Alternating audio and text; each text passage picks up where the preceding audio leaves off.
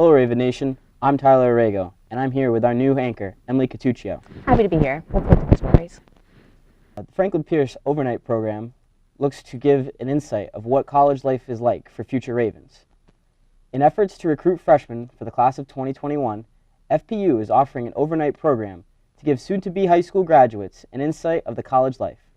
Freshman Jalen Blair said, when I was a high school senior and came here for my overnight, I stayed here, and I knew right away when I left that this was the school for me.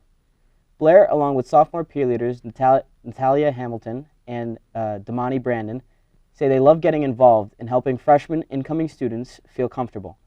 Blair, Hamilton, and Brandon all look to draw more students into FPU with their creativity and leadership skills. They all agreed that they love being an overnight host and giving the great experience of hoping they can influence the college decision. So, if you haven't heard already that the best part of the Oscars last night was the epic mess-up of Faye Dunaway and Warren Beatty, who mistakenly named La La Land as the Best Picture as the 89th Academy Awards, when in reality, the film Moonlight had won. Warren Beatty and Mrs. Dunaway had presented the Best Picture award. When Mr. Beatty opened the envelope, he took an extended pause before showing the card to Mrs. Dunaway, who then announced La La Land as the winner. According to the New York Times, I opened the envelope and it said Emma Stone, La La Land. That's why I took such a long look at Faye and you. I wasn't trying to be funny. This is Moonlight, the Best Picture, said Beatty. Beatty was given the Best Actress in a Leading Role card, which had read Emma Stone, La La Land, rather than the Best Picture card when announcing the award. Looks like the Academy Award staff just needs to be more organized. Even though the La La Land cast and crew held the award in their hands, they still graciously gave it away, commending their Moonlight friends on their win. The moment was very awkward, however, as Jimmy Kimmel added some humor to the moment, making the audience laugh. Of course, somehow I knew I would screw this up, said Kimmel, referencing Steve Harvey's mistake at the 2016 Miss Universe pageant when he read the name of the runner-up as the winner. Overall, the night was a success, but this epic mess-up will go down in Oscar history.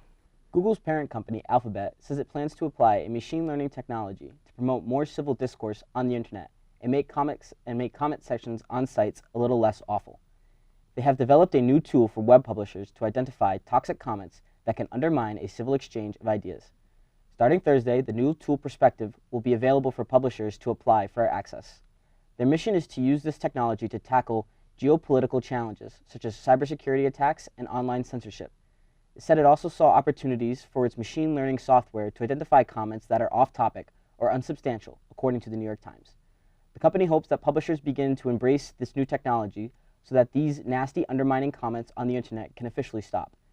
Now changing gears into politics, here's sophomore Ronald Cooper.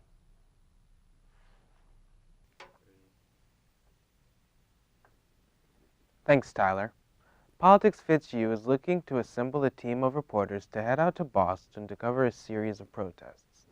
Alex Malm, director of Politics Fits You, is hoping to cover several marches over the spring semester. These protests are scheduled to run from February all the way through April. The first demonstration is in support of Planned Parenthood and is set for February 26th at the Boston Common. Other demonstrations will happen on March 4th, March 8th, and April 15th, all regarding different issues. The Politics Fits You team has covered the election cycle from the primaries to the conventions all the way up to the inauguration. Maul made it clear he believed covering these demonstrations is important. These protests show an important element to our democracy that I think college students should be exposed to, said Malm. Malm is hoping for a good number of students to work in a variety of positions such as photography or on-air talent. Establishing roles and a news team is something Malm wants to accomplish as soon as possible. Malm encourages students from all grades and majors to join the Politics Fits You team to cover these events in Boston and in the future. Last Wednesday, the Trump administration withdrew Obama-era protections for transgender students. These protections allowed transgender students to use facilities in public schools that match their preferred gender identity. Opponents of the Obama administration's guidelines celebrated this as a victory. Some believe that the federal government should have never gotten involved in this issue. Civil rights groups, however, believe this is a politically motivated attack that will endanger transgender children and confuse the general public about federal government role in enforcing civil rights. This policy caused about 200 people to gather in front of the White House chanting, "No hate, no fear, trans students are welcome here." The protests continued on Thursday night in Greenwich Village, Manhattan, where hundreds of people took to the street near famous Stonewall Inn. This policy comes after President Trump stated in July of 2016 that he would do everything in his power possible to protect the LGBT community. President Trump will propose a budget that will increase defense-related spending by $54 billion. The Trump administration will be making cuts to other areas of spending, such as foreign aid, to pay for the 10% increase in the defense budget. Trump said that this budget will put America first by focusing on law enforcement, defense, and veterans by using money that was previously spent abroad. There will be a roughly 10% across-the-board budget cut for other unknown federal programs to make way for the defense-related spending.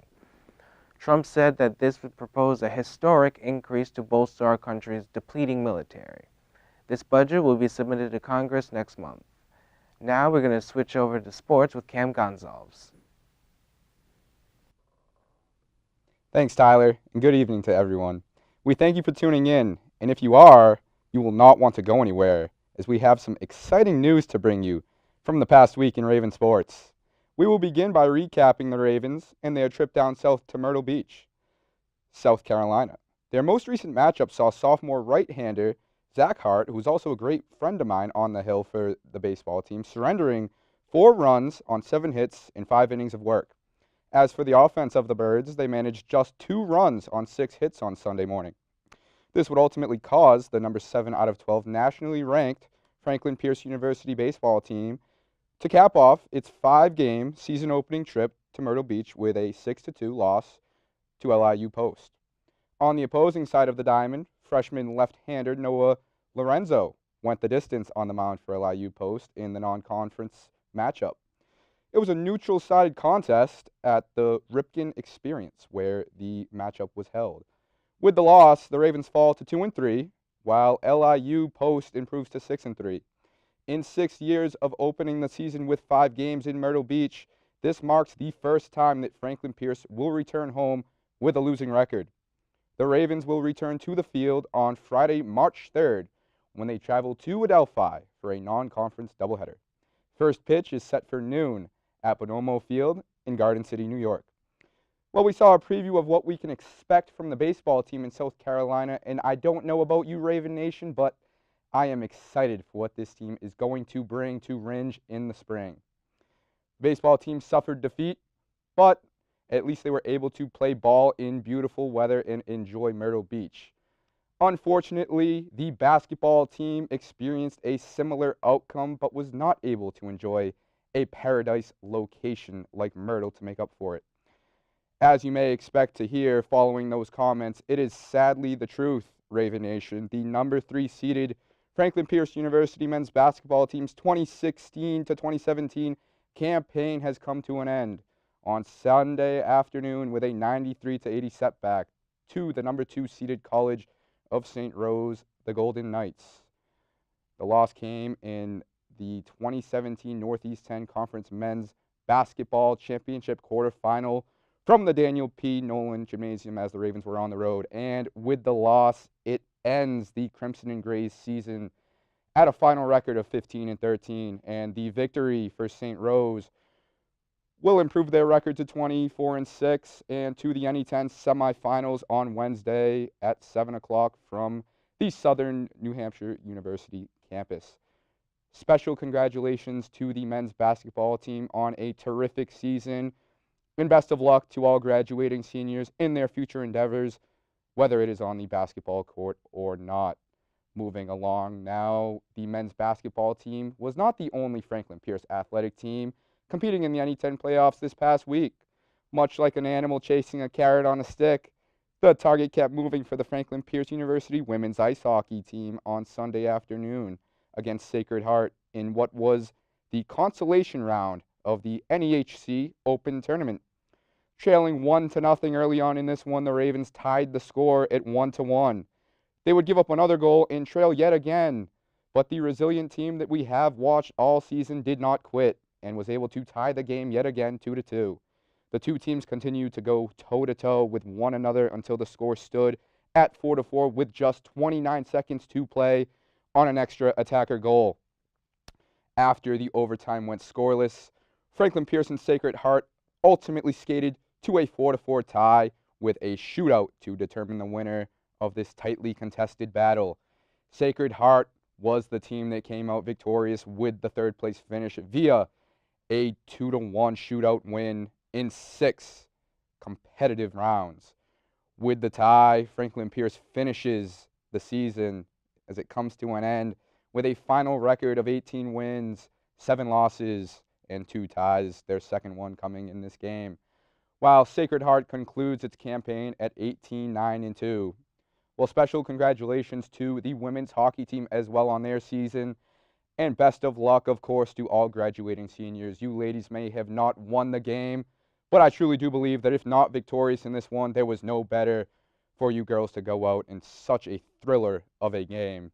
Well, now we're going to switch topics to a sport that often does not get the full recognition that the program deserves on this campus, as we will recap the recent action from the men and women's track and field teams. We will begin with an outstanding performance from one of our very own Lady Ravens. A school record performance was given by freshman Adoyeli Ohuru in the 60-meter dash, highlighted the second and final day of the NEIC AAA Championships on Saturday from the Reggie Lewis Center, Franklin Pierce was unable to pick up any further points on Saturday, and this left the squad with 2 points for the meet. The Ravens were able to finish in a tie for the 29th out of 35 teams in points scored on the weekend.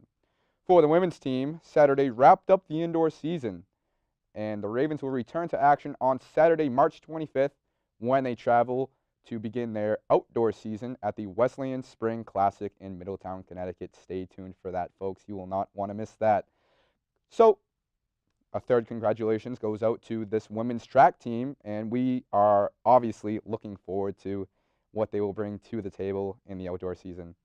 Well, ladies and gentlemen, we will wrap up our sports topics for today discussing the Franklin Pierce University men's track team. Let's get right into it by talking about 2 gentlemen that have been fun to watch this season. I'm talking about Dage Miners and Rindal Pierre Canal. Miners captured bronze in the 800-meter final on Saturday.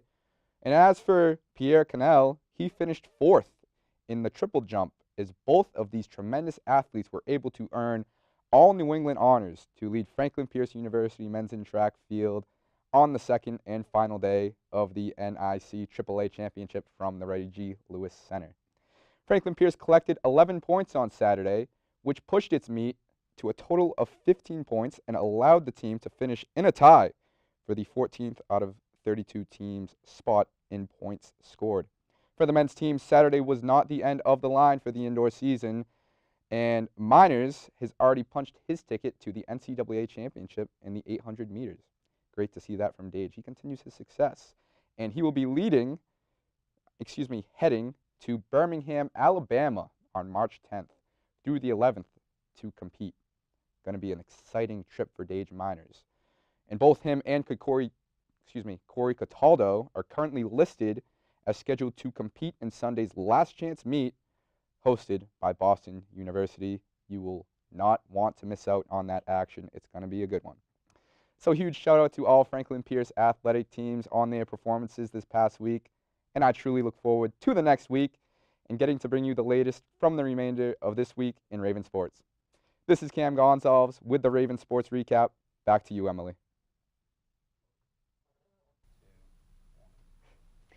Thanks, Cam. That's all the stories we have for today. Stay tuned for next week and stay classy, Franklin Pierce. I'm Emily Catuccio. I'm Tyler Aragao. Stay classy, Franklin Pierce.